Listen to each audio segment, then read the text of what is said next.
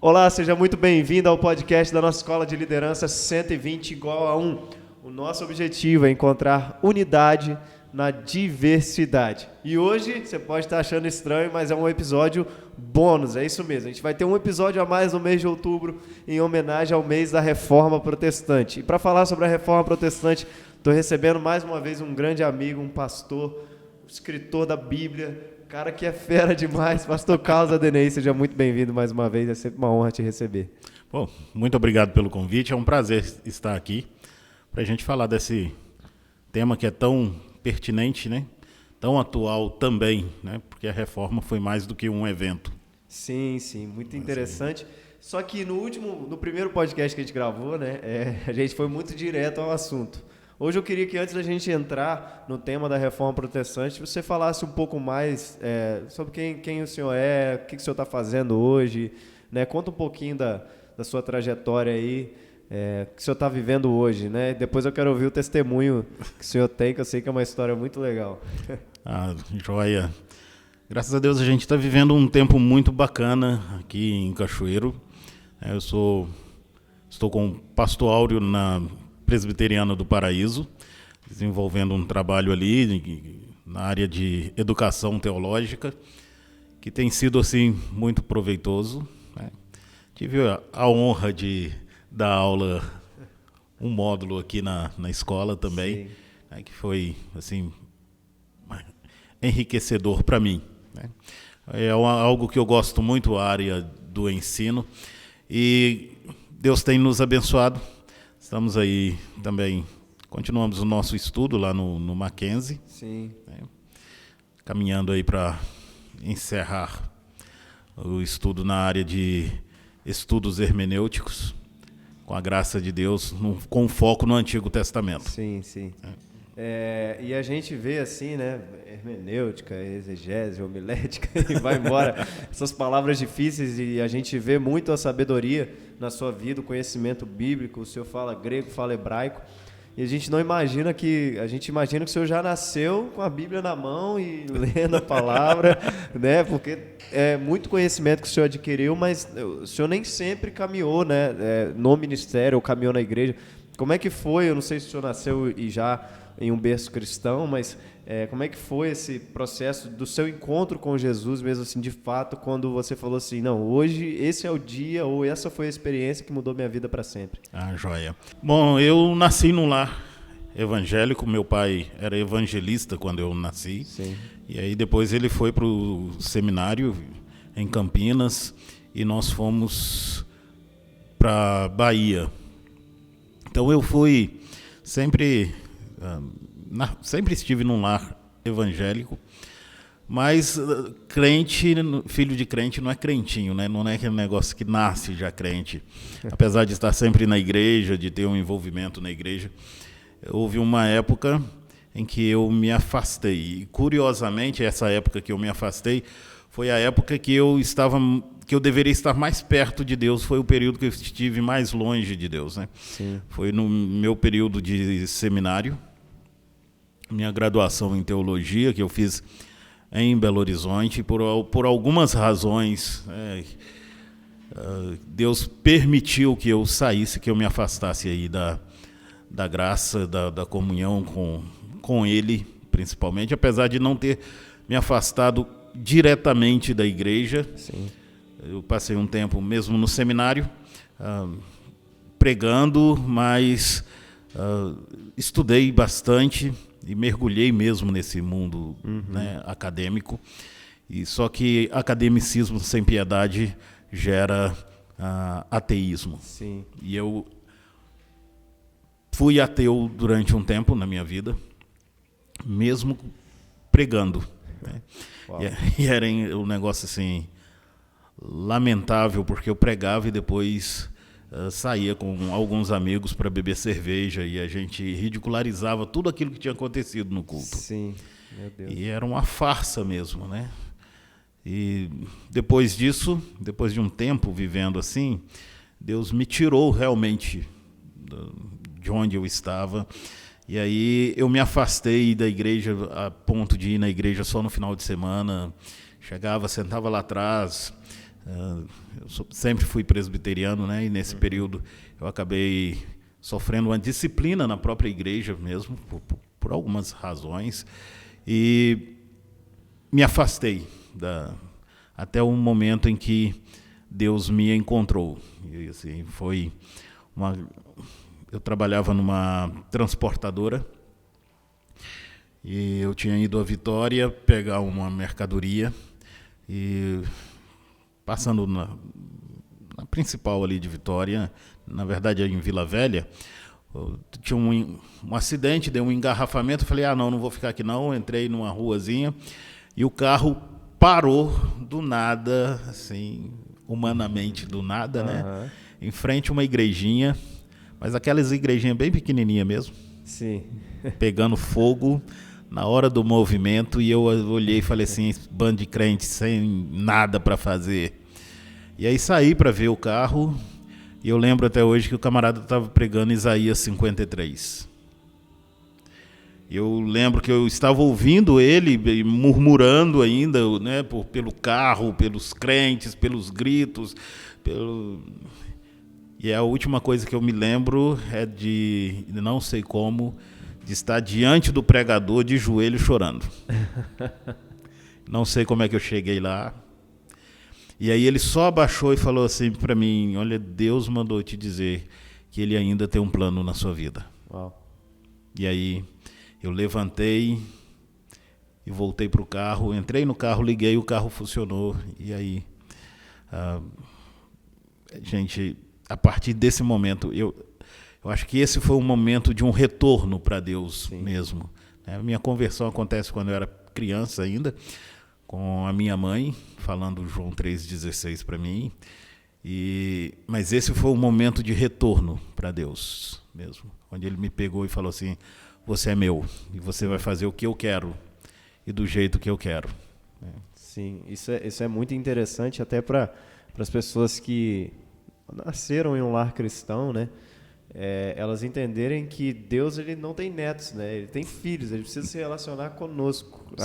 A minha salvação, meu relacionamento com Deus não é baseado com o que quem veio antes de mim já fez, o meu pai fez, e por isso vai ser aplicado a mim. Né? Eu acredito que contar essa experiência sua é muito importante, que as pessoas tenham a tendência de achar assim, o pai é pastor, vai ser crente também, vai ser um pastorzinho e tudo mais. E não é, a gente precisa ter essas experiências marcantes de dizer, nesse dia eu entendi o evangelho, nesse dia eu entendi, né, a graça de Deus. Porque não é algo hereditário, né? Assim, nasci na igreja, não, ninguém nasce na igreja, você nasce no hospital mesmo e precisa nascer em Cristo. É exatamente isso, nascer de novo, né? Esse novo nascimento que a gente precisa ter.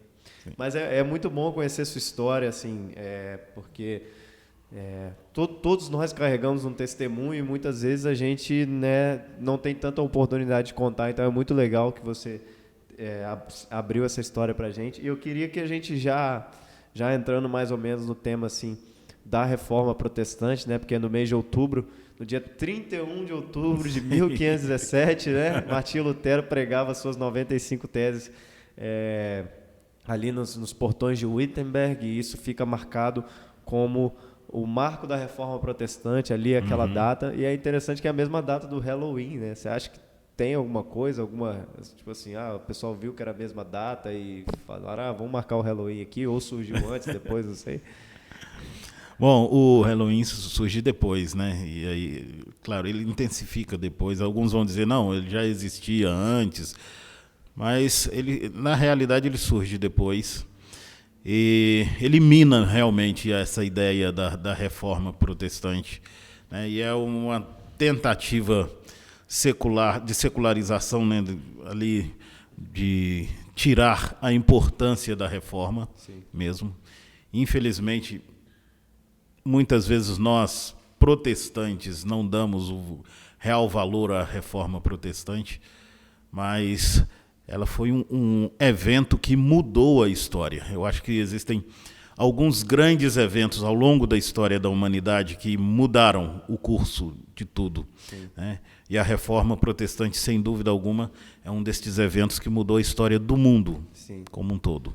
E é interessante porque não é só o mundo religioso, né? A reforma ela tem um impacto social que nós colhemos os frutos até hoje e nós nem sabemos, a gente nem imagina, né? A gente só ouve falar, mas a gente, de fato, não pesquisa a fundo o que nos trouxe até aqui, a base que nos trouxe até aqui, mas eu queria que o senhor desse para a gente um contexto histórico, de onde surge essa necessidade de uma reforma na igreja, como que surgem essas heresias dentro da igreja, como que a igreja chegou a esse ponto, né, das heresias, das indulgências, do purgatório e de tantas outras coisas que a igreja católica, na época, que era a única igreja, né, que pregava isso. Como que isso surge ali, né? A igreja do primeiro século parece ser uma igreja pura, uma igreja que tem o evangelho muito presente, mas aí como que isso vai se desenvolvendo com o tempo? Eu acho interessante, né, a história, porque Deus é o que conduz a história. Deus criou a história e Ele conduz essa história. E aí tem um texto muito interessante lá de Gálatas, quando Paulo diz assim: vindo a plenitude dos tempos, Deus enviou seu Filho, nascido de mulher, nascido sob a lei. E Paulo diz isso porque tudo contribuía para Jesus, né? A Babilônia já tinha acabado com o templo e com a dinastia davídica, então o trono estava vazio, precisava de um rei. Os persas já haviam autorizado a reconstrução do templo e patrocinado a reconstrução do templo. Os gregos já haviam unificado a cultura e os romanos unificado a política e criado estradas e transformado essas estradas em estradas seguras, o que era fundamental para a vinda de Jesus. Sim. E os judeus deixaram de ser politeístas e se tornaram novamente monoteístas. Na Reforma Protestante não foi diferente. A igreja sempre precisou, tanto no Antigo quanto no Novo Testamento, de reforma. Tanto que no Sínodo de Dort surgiu a expressão, né, igreja reformada sempre se reformando. Sim. Que é um dos lemas da reforma também, que a gente quase nunca pensa nele, mas sempre houve necessidade de reforma. Só a gente olhar para o livro de Juízes, né? Deus estava sempre reformando o seu povo, trazendo um juiz para colocar esse povo no caminho de novo. E aí, então, no período dos apóstolos, a igreja primitiva, ela enfrenta problemas. Os gnósticos, né, surgem ali dizendo que Jesus não é carne, Jesus é apenas uma aparição. Então, o apóstolo João já luta contra essa ideia. Ele mesmo fala de anticristos que estavam no meio deles, anunciando coisas erradas a respeito de Cristo, deturpando. Pedro fala sobre uma deturpação das Escrituras e dos escritos de Paulo. Então, a igreja já precisava de uma reforma. Caminhando um pouco mais, né, já no início do segundo século, a confissão batismal muda, porque antes a confissão batismal era aquela encontrada lá em Timóteo, né, aquele que foi manifestado na carne, foi justificado em espírito, contemplado por anjos, pregado entre os gentios, crido no mundo e recebido na glória. Era isso que aquele que era candidato ao batismo precisava declarar diante da igreja. Já no início do segundo século, o candidato ao batismo tinha que declarar a autoridade eclesiástica, um reconhecimento da autoridade eclesiástica. Quando Constantino adere ao cristianismo, né, em 315, ali, 313 o Edito de Tolerância, 315, então Constantino tem a visão do Lábarum e se declara cristão. Tornou-se algo assim muito comum e até mesmo atraente pertencer à igreja do imperador. Posteriormente, o Teodósio transforma o cristianismo na religião do império. E aí o poder muda, né? Porque o Império Romano está terminando e aí a igreja assume essa questão. E os líderes, que eram líderes simples, começam a olhar para o Antigo Testamento e trazer todos aqueles rituais. E cria-se a divisão entre clero e o laicatus, né, os leigos. Sim. E os doutores da lei, né, os que dirigiam a igreja. E aí, mais uma vez, era necessário uma reforma na igreja. A gente tem, no V século, a controvérsia iconoclasta, né?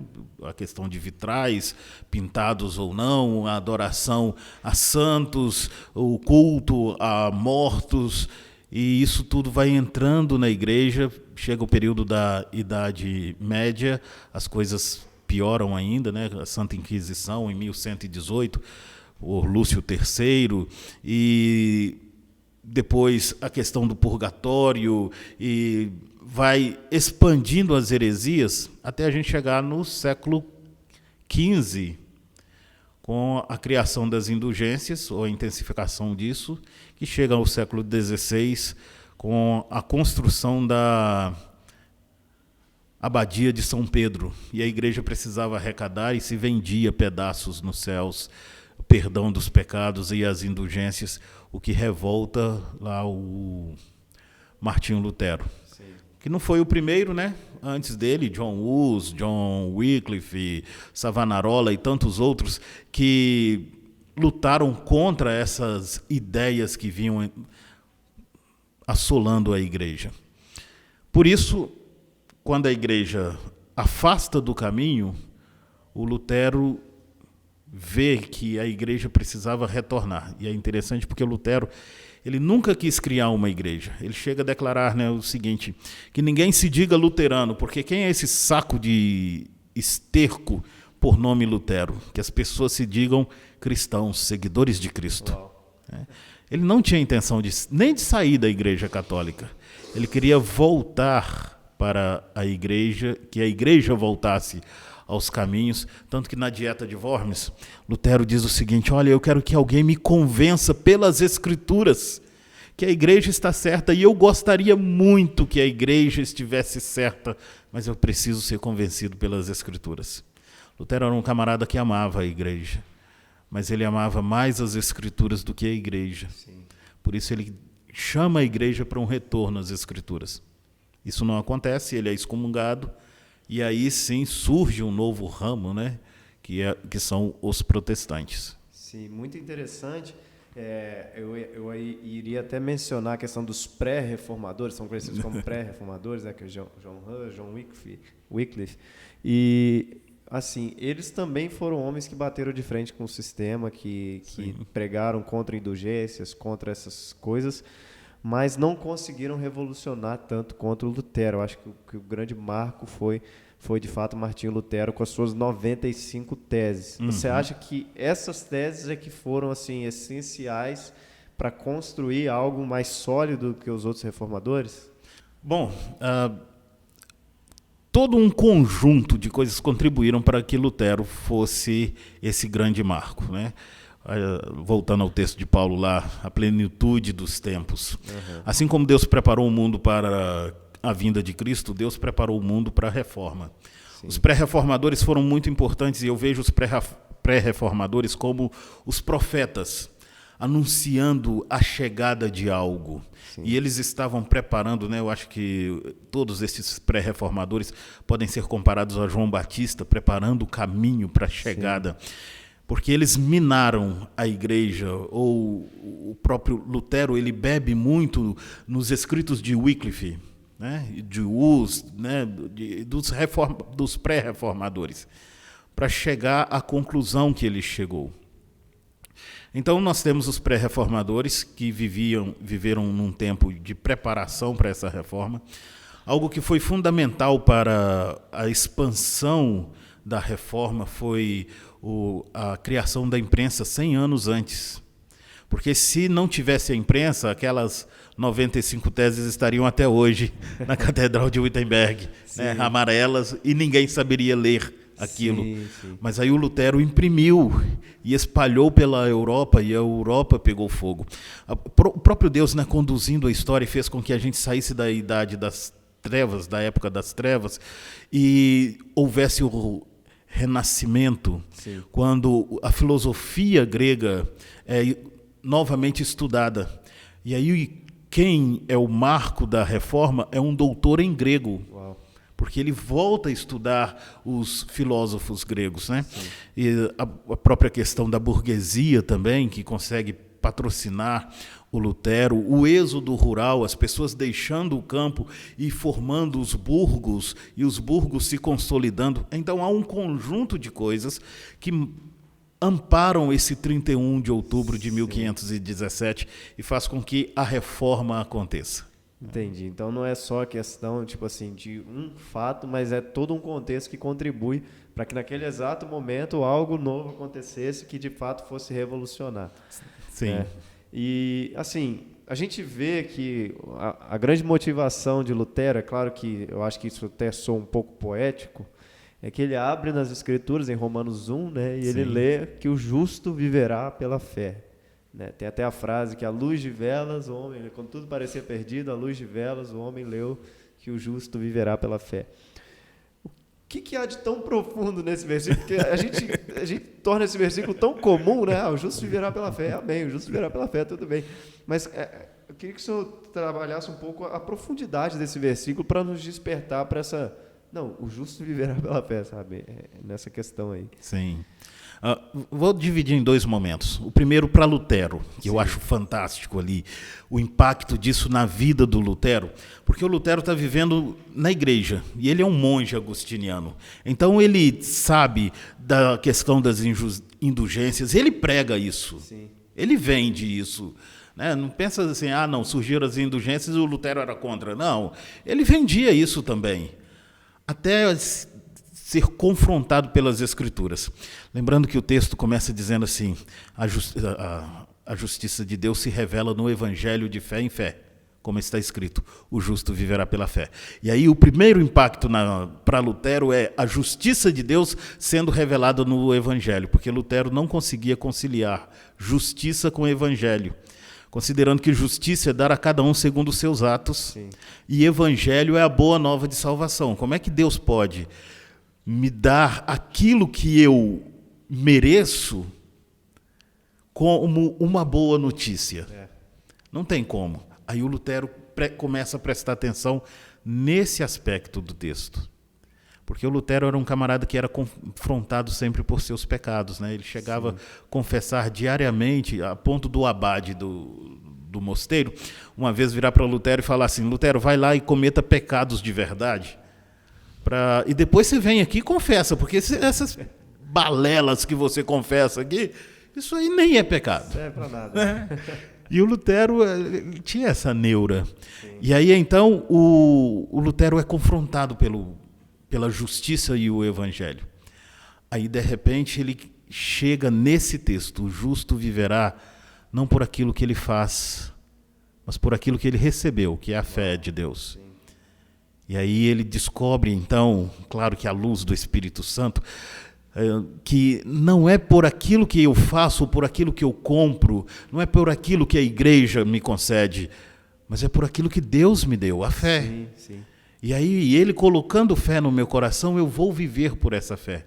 Claro que o Lutero foi lá no texto de Abacuque.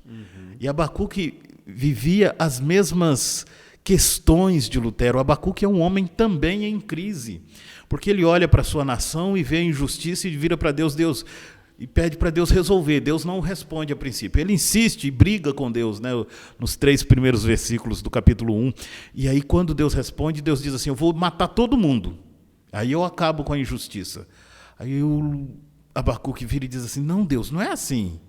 Como é que o Senhor vai matar todo mundo? Então eu vou sentar e vou esperar o Senhor para ver o que o Senhor vai fazer.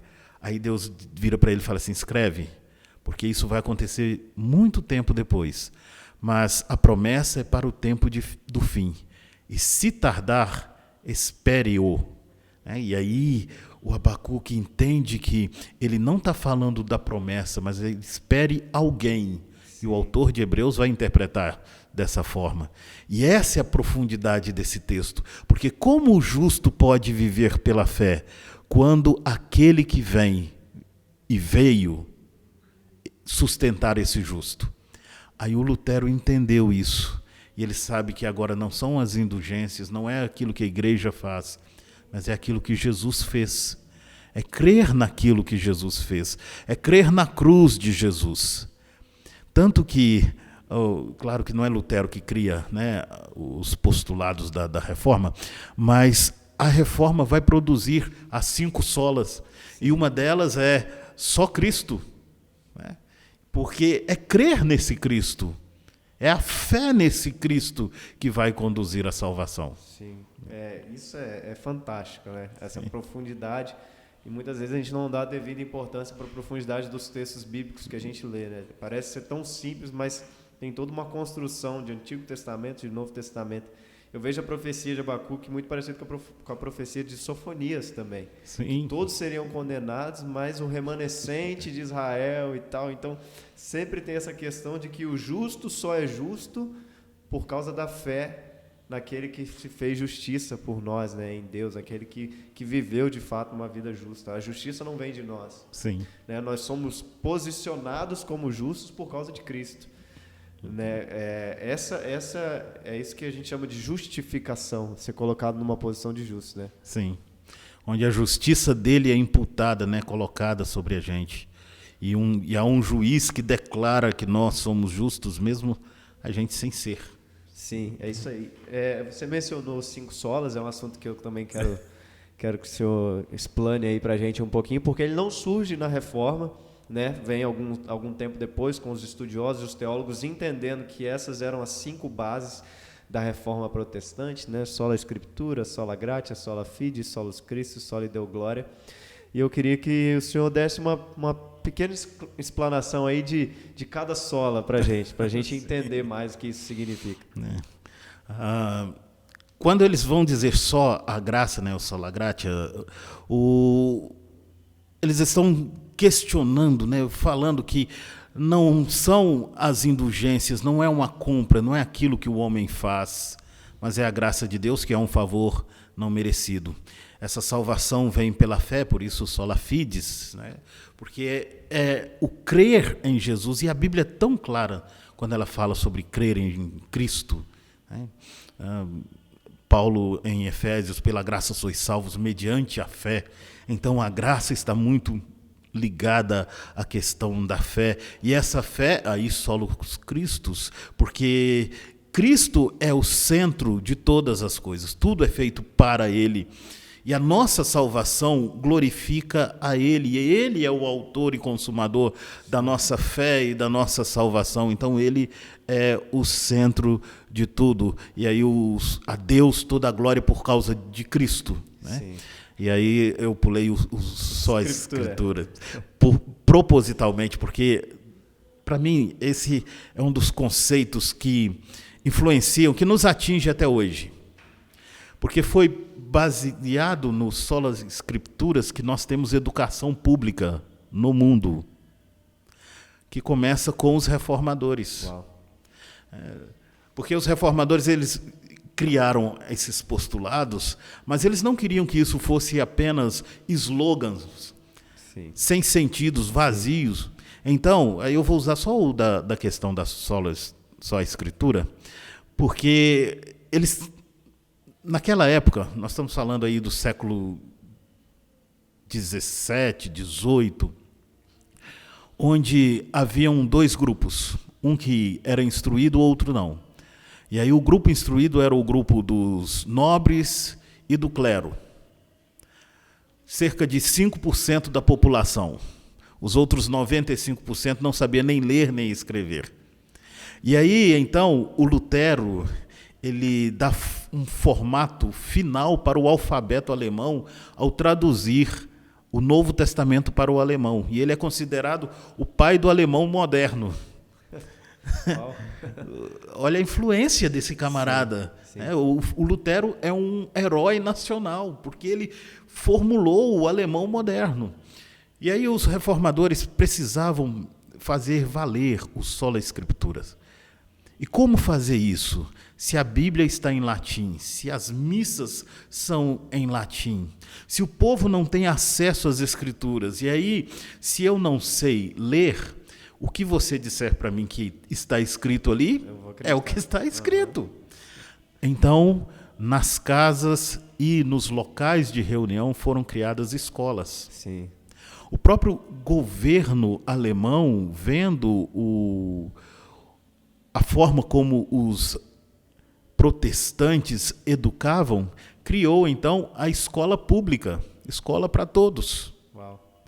Isso acontece na Alemanha, na Inglaterra e em outros países da Europa. E aí, saindo da Europa, né, vamos para a nova Europa, né, a nova Inglaterra, os Estados Unidos, as grandes universidades, como Harvard, Oxford, Princeton, que foi fundada por presbiterianos, foram fundadas por protestantes. Sim. E surgiram como escolas. E como essas universidades, tanto na Europa quanto nos Estados Unidos, surgiram, era necessário, então, considerando o número de protestantes, de líderes. Mas esses líderes não podiam apenas saber ler e escrever, eles precisavam interpretar as Escrituras. E as escolas surgiram como escolas de teologia. Sim. E aí, então, eles aprendiam teologia ali, e a teologia era a matéria central. Mas o pastor não pode saber só Bíblia. Ele precisa saber outra coisa, ele precisa saber filosofia, ele precisa saber línguas, ele precisa saber matemática. Então, tudo era agregado em função da teologia. Sim. E isso deu origem às grandes universidades que nós temos espalhadas pelo mundo. E aí você vem para o Brasil, você tem a Escola Metodista, por exemplo, que é uma grande universidade, a Universidade Mackenzie, que também é protestante, né, dos presbiterianos. E você tem batistas, assembleianos, investindo na educação. Tanto que, no início, as igrejas protestantes eram construídas, e aqui o Brasil tem uma dívida educacional com a igreja, com os protestantes, porque em cidades menores somente era possível aprender, ler e escrever nas igrejas protestantes, que eram casas, né? Ia o obreiro para lá, e a mulher, geralmente era a esposa do obreiro, ela juntava as crianças e ensinava a ler e escrever. E é desse jeito que surge a escola dominical. Porque de segunda a sexta aprendia a ler e escrever, no domingo as crianças se juntavam novamente, agora para aprender exclusivamente a Bíblia. Uau. Legal. Então, essa é a contribuição e de forma mais ampla, né, o Sola Escrituras, a influência da reforma em nossos dias. Eu ia até dar o destaque ao Sola Escritura, né? Antes do senhor deixar ele por último de propósito, porque eu acredito que é dele que os outros solas surgem. Sim. É só quando a gente abre a Escritura que a gente entende os outros 4 solas, né? E o Sola Escritura, ele surge como uma declaração de que a Bíblia é a autoridade suprema sobre a igreja. Nenhuma outra revelação, nenhum outro tipo de ensinamento que contraria as Escrituras pode ser usado como autoridade sobre a igreja. E a gente vê que a palavra de Deus, a Bíblia, como uma unidade textual, né, contando o Antigo e Novo Testamento, como uma unidade textual que se encontra em Cristo, ela sempre foi extremamente importante em todas as reformas da história. A gente vê lá o rei Josias, né, que vai restaurar o templo, se eu não me engano é o rei Josias. Sim. E aí os escritos antigos são encontrados. Quando ele lê, o que acontece? Uma reforma. A gente vê Cristo como uma palavra encarnada. Então, sempre as escrituras estão presentes. Queria que o senhor falasse um pouquinho sobre a importância da Bíblia, de ler e interpretar corretamente a palavra de Deus, para que a gente continue sendo essa igreja constantemente se reformando, né? É fundamental, porque a única forma da gente conhecer a Deus é através da sua palavra. Sim. Às vezes a gente pensa assim, não, eu posso conhecer a Deus de outra forma, né? Deus vai se revelar a mim. E Deus se revela. Mas toda revelação está debaixo das Escrituras. Eu acredito em revelação ainda hoje, mas todas as revelações estão debaixo das Escrituras. Porque qual é a diferença então da revelação dada ao profeta e ao apóstolo para escrever as Escrituras, da revelação dada aos profetas dos nossos dias? Porque a revelação dada aos profetas é inerrante. A revelação que originou as Escrituras, ela é inerrante. Os profetas atuais podem errar. Porque o espírito do próprio profeta pode estar o induzindo a alguma coisa. Sim. Mas aí a gente precisa lembrar, né, do que Pedro diz: nunca jamais nenhuma profecia foi dada de particular elucidação, mas antes os homens santos falaram da parte de Deus, movidos pelo Espírito Santo. Eu acho muito interessante porque a expressão grega ali, movidos, dá a ideia de exclusividade. Era naquele momento que o Espírito estava conduzindo a escrever tal coisa, não anulando o autor, mas impedindo que a influência do autor contaminasse o texto. Então, essa é a diferença da revelação atual para a revelação das Escrituras. E aí, como eu vou conhecer a Deus? Não é por aquilo que Ele falou, porque como eu posso conhecer alguém de forma melhor? Eu posso ouvir falar dessa pessoa, mas quando alguém me fala a respeito dessa pessoa, nem sempre o que ela me fala é a verdade. Pode ser a interpretação da pessoa de um momento da vida daquele que eu quero conhecer. É aquilo, né? O camarada chega e fala assim: o fulano é chato. Mas pode ser a interpretação dele por um momento da sua vida. Mas quando a pessoa chega e ela convive comigo, aí eu conheço. Aí eu conheço o Marcos, não pelo testemunho de alguém, mas pela convivência que eu tenho com alguém. Essa é a importância das Escrituras. E eu preciso de uma interpretação coerente das Escrituras, senão a minha interpretação dessa pessoa também será uma interpretação falsa. Se o Deus da Bíblia for um garçom, e aí eu vejo na Bíblia só aquele Deus que faz, né? Porque o Senhor é meu pastor e nada me faltará, então tudo eu tenho.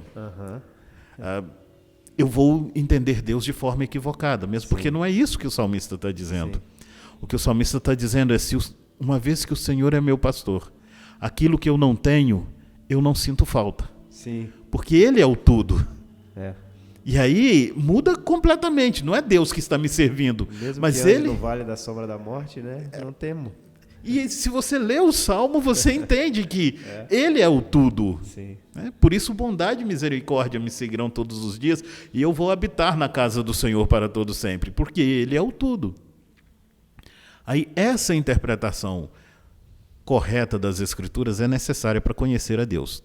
E como é que a gente pode interpretar corretamente as Escrituras? Nunca pegando versículos isolados. Nunca lendo textos de acordo com a minha vontade.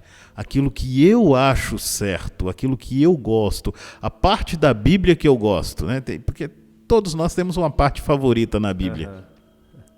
Leia as partes da Bíblia que você não gosta. Leia aquilo que você não quer nas Escrituras, porque aquilo que você não quer é exatamente daquilo que você precisa. Eu preciso não daquilo que eu gosto, eu preciso daquilo que me confronta. Porque aquilo que me confronta me torna semelhante a Cristo. E essa é a função das Escrituras. Isso é muito interessante, porque tudo retorna para Cristo, né? Se a gente tira Cristo da perspectiva da interpretação bíblica, a gente já se perdeu na nossa interpretação. Né? Claro que tem que entender o contexto em que foi escrito, para quem foi escrito, o que o autor queria dizer, mas o principal é eu trazer Cristo para o centro da minha interpretação bíblica. Né? Porque Cristo é a personagem principal da história, né? E muitas vezes a gente o coloca como uma personagem secundária ou até ausente. Né? O personagem ausente da história. Mas tudo é sobre ele. Quando você lê as histórias mais conhecidas ou as menos conhecidas da Bíblia, em todas elas Cristo está presente. E há um ensinamento ali do autor para aqueles dias, mas eu preciso entender que, em última análise, aquele autor está falando de Cristo. Mas quem disse isso? O próprio Jesus. Examinai as Escrituras, se julgais ter nela a vida eterna, porque elas falam a meu respeito.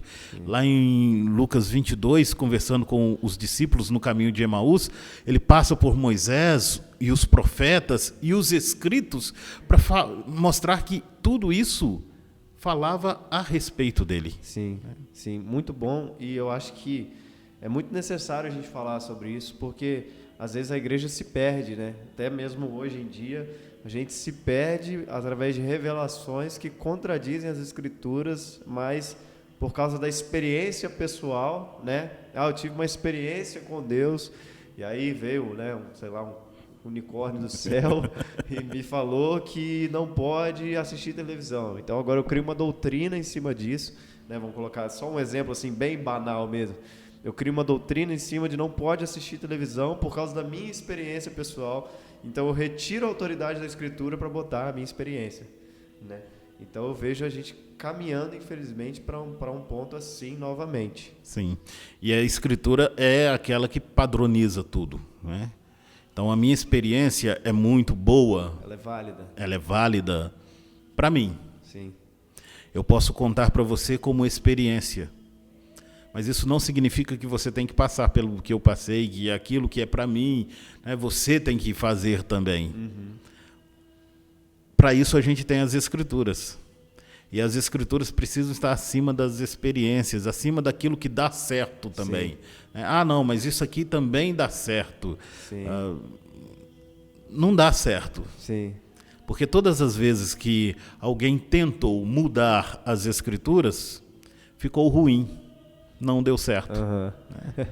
É verdade. E é interessante porque hoje a gente vê igrejas que se dividem justamente por causa de doutrinas, porque falta entender que o ponto de unidade da igreja é a Bíblia, é Cristo. Sim. Porque eu vou ter lá a senhorinha, dona Josefa, de 89 anos, que acha que usar calça é pecado, mas eu tenho um menino lá de 16 anos que quer chegar na igreja e bater a cabeça na parede, pular, gritar, se jogar da galeria, cair lá embaixo. E como que esses dois estão juntos no mesmo lugar? Como que esses dois se unem? O que eles têm em comum? Só Cristo. Sim. Só a palavra. Eles não vestem as mesmas roupas, eles não frequentam os mesmos lugares, eles não ouvem as mesmas músicas. O que os une? É Cristo. É tão simples, né? É o ponto de unidade da igreja, é Cristo. E aí, se os meus olhos não estão em Cristo, eles estão nessas coisas, aí eu vou dividir. Sim. Porque aí, não, tem que ser a roupa que eu quero, tem que ser o culto do jeito que eu quero. Se você não gosta assim, então não há comunhão entre nós. Né? Aquilo que nos une precisa ser Cristo, porque Ele é maior do que qualquer outra coisa. Isso aí, o que nos une é muito maior do que qualquer coisa que possa nos separar. Sim. Não tem nada nessa terra que seja mais forte que o sangue e que o sacrifício de Cristo. Vamos avançar um pouquinho, porque a gente falou muito de Lutero, falou muito do marco da reforma, mas além de ter os pré-reformadores, nós tivemos os pós-reformadores, né? E talvez o maior destaque seja João Calvino, né? E quando a gente fala da reforma calvinista, e aí as pessoas têm preconceito com essa palavra por causa da doutrina da predestinação, que não foi Calvino que introduziu, mas eles chamam de calvinismo, mas a reforma calvinista foi uma reforma extremamente social, né? Eu queria que o senhor falasse um pouquinho do impacto de Calvino na cidade de Genebra, Calvino como estudante de direito, como prefeito da cidade. O que ele causou ali nesse período que ele estava exercendo a autoridade ali na prefeitura da cidade? Bom, Calvino, ele padroniza, né, a questão da própria democracia. Tá? Alguns vão dizer assim, não, e o Serveto? Né? O Calvino mandou matar o Serveto. Isso é um erro que geralmente se comete ao dizer que Calvino mandou matar o Serveto, mesmo porque o Calvino nem tinha poder para isso. Havia um conselho jurídico na cidade e por várias vezes o Calvino procurou, e até mesmo depois que o Serveto foi preso, o Calvino o visitou várias vezes na cadeia e pediu para ele se retratar diante do conselho. E o Serveto disse que não se retrataria e o conselho o condenou à morte. O Calvino não fazia parte do conselho e ele não vota. Então, é uma coisa que atribuem ao Calvino que ele não fez. Mesmo porque tudo era muito democrático. Né? E o Calvino ele não tinha intenção de parar em Genebra. Né? Ele estava indo para Estrasburgo, onde ele queria estudar. O que ele queria, o sonho dele era uma torre cheia de livros e viver isolado do mundo. E escrever e estudar, e apenas isso. Aí ele para em Genebra, né? E aí o reformador, o Farel, que é o reformador de Genebra, que dá início à reforma, e é um soldado, ele vai encontrar-se com Calvino e diz: olha, eu preciso de você, preciso que você lidere a reforma aqui. E aí o Calvino diz: não, eu de forma alguma eu vou estudar. E aí, então, ele diz para Calvino o seguinte: que Deus amaldiçoe seus estudos, que você não tenha paz, que você não durma à noite, que não haja prosperidade em sua vida, porque você está dizendo não à vontade do Senhor. Aí, diante desse argumento tão persuasivo, o Calvino diz: beleza, eu fico. Né? Já que é para enfrentar a maldição de Deus, deixa que eu fico aqui. E aí ele começa trabalhar a reforma, ou dar continuidade à reforma, que já havia começado ali em Genebra. E Genebra se torna um modelo. Sim. E é até hoje, né, de democracia. Para você construir uma casa em Genebra, os vizinhos precisam votar se você vai construir ou não. Porque tudo é muito democrático. E isso foi implantado pelo Calvino. A própria bandeira da cidade tem o slogan do Calvino, né? O Cor Mel Tibis Offerum Domini, que é o coração numa mão, né, sendo oferecido ao Senhor, que é a fala de Calvino, quando ele retorna, e sem querer retornar, ele é convidado a retornar para Genebra, e mais uma vez o Farel o confronta, dizendo que Deus te amaldiçoe, porque você está negando voltar, considerando que é Deus quem está te chamando. E aí ele diz: o meu coração a te ofereço, Senhor, pronto e resolutamente. E toda essa reforma administrativa de Calvino, né, muda aquela cidade, e a escola criada por Calvino ali vai influenciar os países, né? A Holanda, por exemplo, com John Knox, que volta para ser primeiro-ministro, os Países Baixos e outros países ali na Europa. E até mesmo nós aqui no Brasil recebemos essa influência de Calvino, né, com os huguenotes que vieram e fizeram a Confissão de Fé Guanabara, escreveram a Confissão de Fé Guanabara. Então, tudo isso num plano social, porque a reforma, muito claro que a ideia de Lutero era algo assim religioso. Sim. Mas uma frase que eu acho muito bacana nos reformadores é quando eles dizem o seguinte: o reino de Deus é tão largo quanto o mundo. Uau. O que eles estavam dizendo é que o reino de Deus vai além das paredes da igreja. Sim, sim. E aí ele precisa atingir toda a cosmovisão, precisa moldar uma cosmovisão. E Calvino trabalha isso. No final dos 4 anos de governo de Calvino, não tem mais bares nem prostíbulos. Aí dizem assim: não, o Calvino perseguiu, né, donos de bares e de prostíbulos. Não, mudou a cosmovisão da cidade. As pessoas já não procuravam mais os bares e os prostíbulos, e isso fechou, porque não tem cliente. Vai manter aberto como? Precisa de uma nova atividade. Sim. Mas o mais interessante, porque quando Calvino chegou, tinha muito. Era quase um prostíbulo e um bar em cada esquina. 4 anos depois, os prostíbulos e bares estão sendo fechados. Mas não há miséria na cidade, porque as pessoas estão encontrando novas formas de trabalho. Porque o Calvino se preocupava com isso. Eu vou fechar o prostíbulo e vou fazer o que da vida? O governo providenciava, não um auxílio emergencial, mas o governo providenciava para você trabalhar e você ganhar o seu sustento. E nisso os reformadores, né, intensificaram o seu trabalho e mudaram a cultura, estabeleceram cosmovisão. Sim. Isso é muito interessante, porque também a democracia implantada por Calvino, ela foi algo tão surreal assim, que nenhum país que foi influenciado pela reforma calvinista conseguiu ter um ditador, conseguiu se estabelecer. Sim. Nenhum regime ditador conseguiu se estabelecer em países que foram influenciados pela reforma calvinista. Você vê o tamanho do impacto social, né, de João Calvino, a própria ideia do Estado laico, ela surge dentro da Reforma Protestante, né? Porque a gente lembra que o clero e o Estado eram os que mandavam, né? A igreja estava completamente ligada ao Estado. E aí a ideia de liberdade de expressão, liberdade religiosa, ela surge também dentro do contexto da reforma, né? Porque para os reformadores não era interessante você ter a sua liberdade religiosa restrita, porque eles estavam protestando contra a igreja era o Estado, então que se separe a igreja do Estado, né? Essa ideia de laicidade é muito presente no pensamento da reforma, a liberdade religiosa, liberdade de expressão, o incentivo à imprensa, tudo isso, né, a educação, tudo isso vem de uma herança reformada e muitas vezes se ignora completamente isso, né?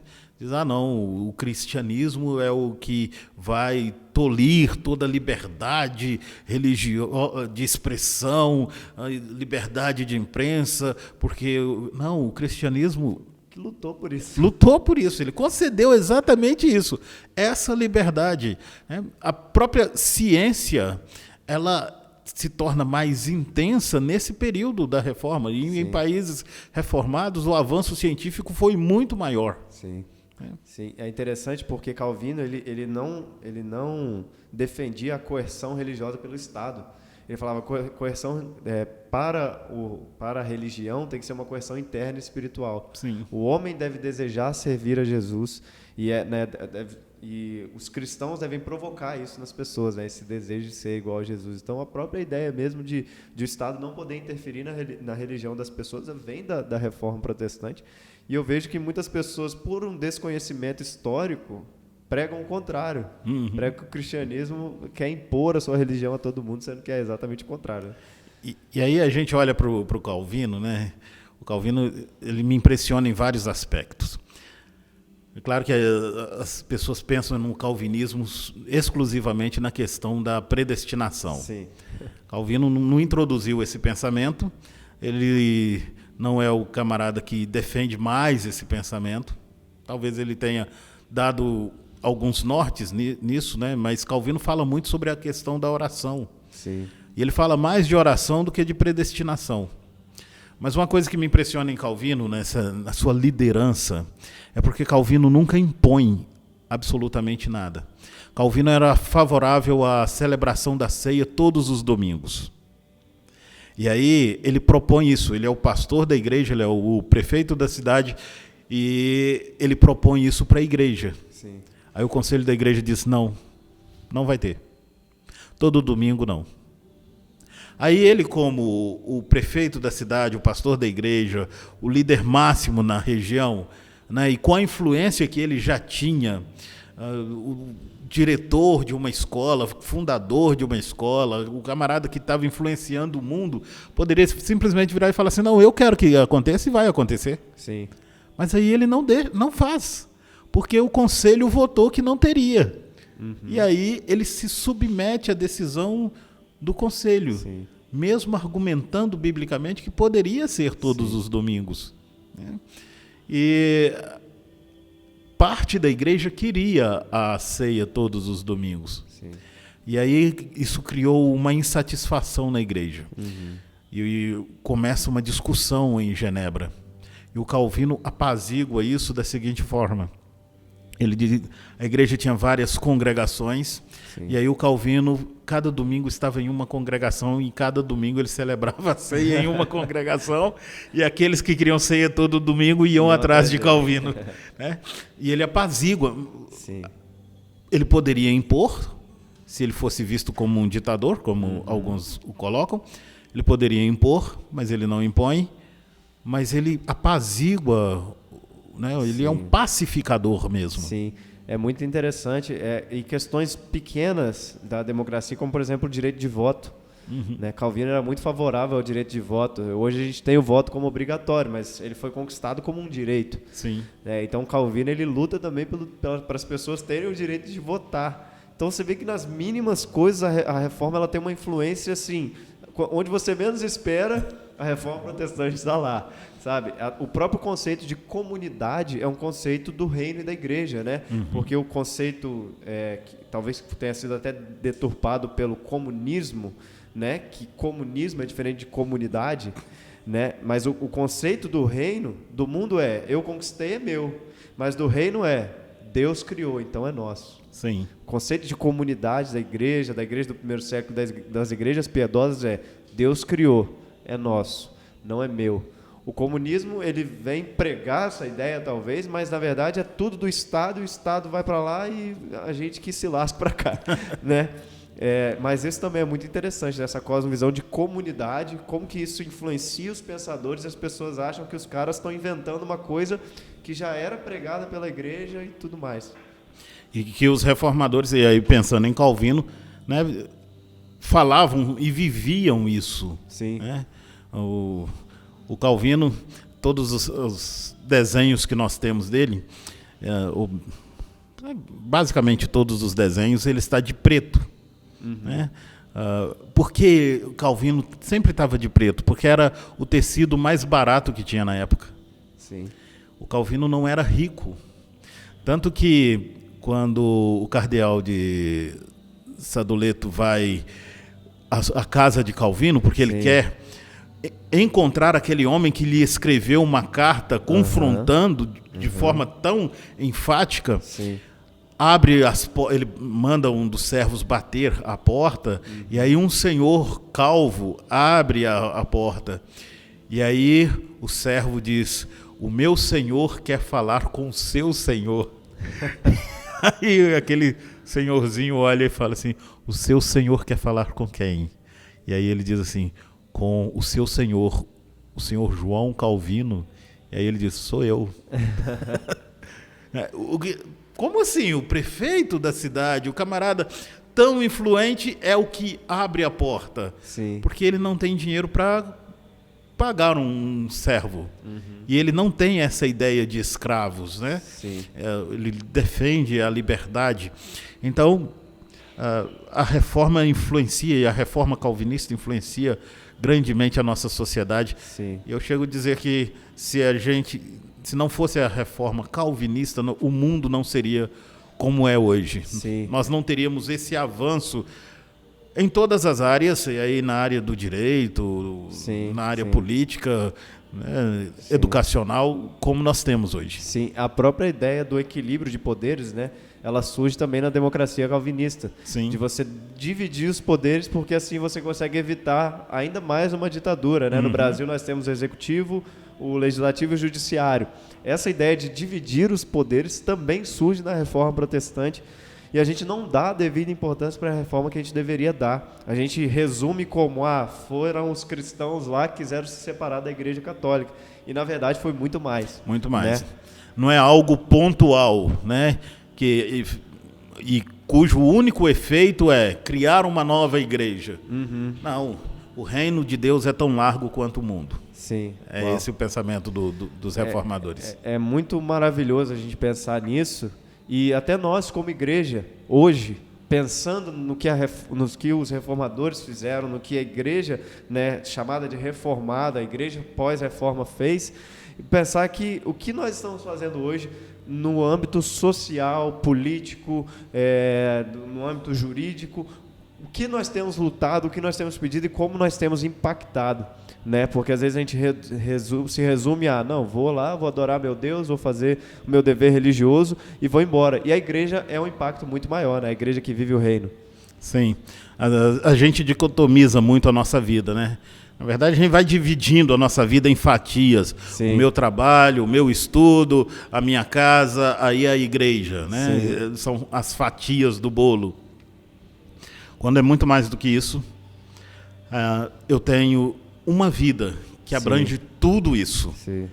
E eu sou cristão em todas essas áreas, no meu trabalho, na minha casa, na minha escola e também na igreja. Tudo isso precisa influenciar a minha vida como reino de Deus. Eu acho que a igreja perdeu essa essência. Sim. Ela precisa hoje de uma reforma em vários aspectos, e esse é um dos aspectos que a igreja precisa se reformar. A igreja precisa ser relevante na sociedade onde ela está inserida. Isso. A igreja relevante não é uma igreja... Como a igreja vai ser relevante? Uma igreja que prega o evangelho, que faz culto em praça pública. Sim, ela precisa fazer isso. Uhum. Uma igreja precisa ser relevante tendo ação social. Precisa. Sim. Uma igreja precisa ser relevante tendo um sistema de capelania, indo aos hospitais, presídios, precisa disso. Mas eu, como igreja, e a igreja precisa ensinar os membros dela ser relevantes aonde eles estão. Sim. Como pessoas, é ser um bom aluno, porque eu fui criado para a glória de Deus, e aí se eu tiver o entendimento que quando eu estou ali estudando, eu estou estudando e isso glorifica a Deus, muda tudo. Isso. Quando eu estou trabalhando, aí eu vou ser um varredor de rua. Então, varra a rua da melhor forma possível. Sim. O melhor possível, porque você é filho do rei. Então, faça isso como um nobre. Sim. Sim. Não, eu vou fazer aqui de qualquer jeito. Não, você é filho do rei. E o seu pai será exaltado com a sua prática. Então faça isso para deixar o seu pai orgulhoso, para que o nome dele seja exaltado. Eu sou médico, então faça isso da melhor forma possível. Sou político, não para pertencer a uma bancada evangélica, que eu particularmente acho ridículo esse negócio. Eu ia mencionar também a questão, não é bancada evangélica. Tá mais para cambada evangélica. Mas... aqui a gente pode falar isso, né? Pode falar à vontade. Mas eu sou político para deixar o meu pai orgulhoso. Sim. Não para servir a igreja, para ser alguém que patrocina eventos de igreja, sim, mas para servir a sociedade, para tornar a minha cidade, o meu estado, o meu país um lugar melhor, um lugar onde habita a justiça. Sim. Porque eu sou um instrumento de justiça. Então, quando a igreja, quando os crentes, os protestantes, olharem para a história e perceberem que houveram líderes políticos, cristãos, e que foram pessoas honestas e que mudaram o mundo e marcaram a história. E aí a gente está falando de Calvino, mas Calvino não faz isso sozinho. Você tem uma gama muito grande de pessoas que estão junto com Calvino, sim, cujos nomes não vão ser mencionados na história aqui, mas os nomes deles são mencionados nos céus. E é isso que importa para a gente. Às vezes a gente quer marcar a história aqui do mundo, mas a gente precisa deixar o nosso legado como igreja aqui no mundo e o nosso nome ser reconhecido nos céus. Sim. É Jesus dizer: vinde benditos do meu Pai, entra na terra que está prometida para você desde antes da fundação do mundo. Sim. E não tem nada mais maravilhoso, sim, mais espetacular do que isso. Sim. Isso é melhor do que eu ser conhecido pelo presidente, ser mencionado na televisão. Sim. Isso é melhor do que qualquer coisa, porque é Deus sabendo quem eu sou.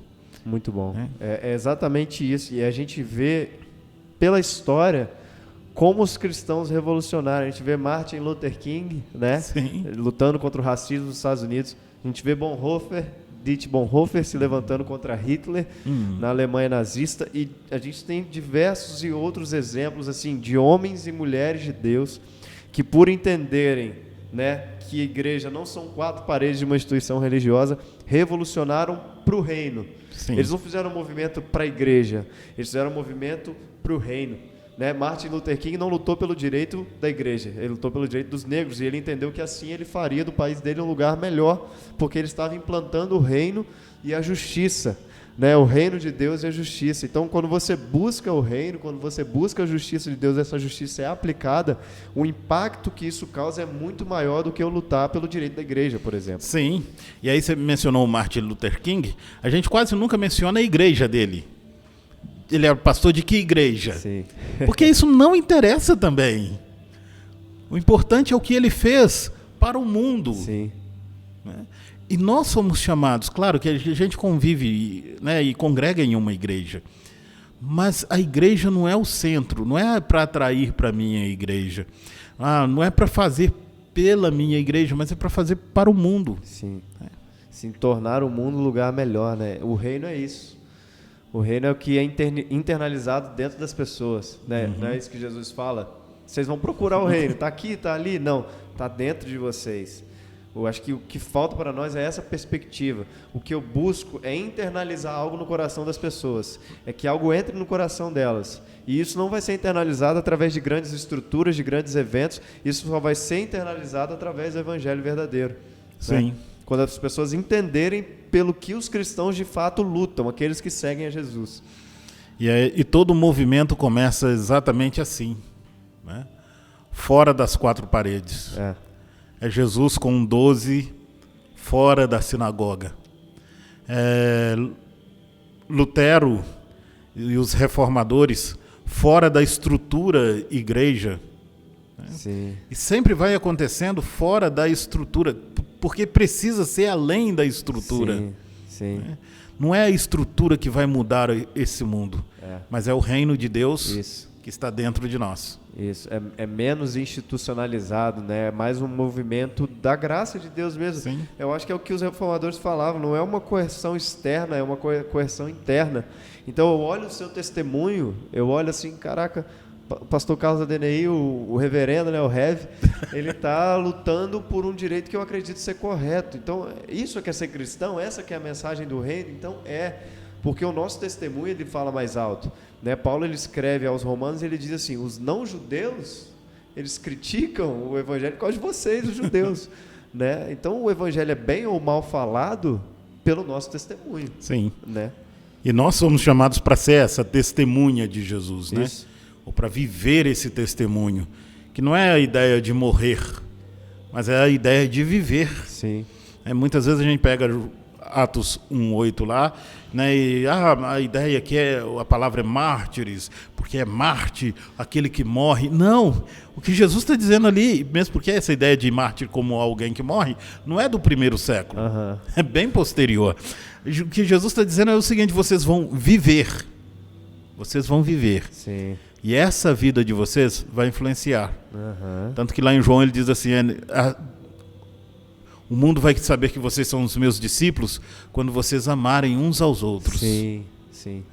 E é atitude, porque o amor não é só uma fala, o amor é uma atitude. Sim. E aí quando eu tenho atitudes que realmente demonstram o amor, a gente, olhando para a reforma, a gente precisa entender que são atitudes simples. Sim. Desde não jogar o papel de bala no chão, até votar consciente. Sim, sim. A liderar algo de forma consciente, a oferecer uma água para o gari que veio pegar o lixo na porta da minha casa, a não aceitar uma vantagem para votar em quem quer que seja, Sim.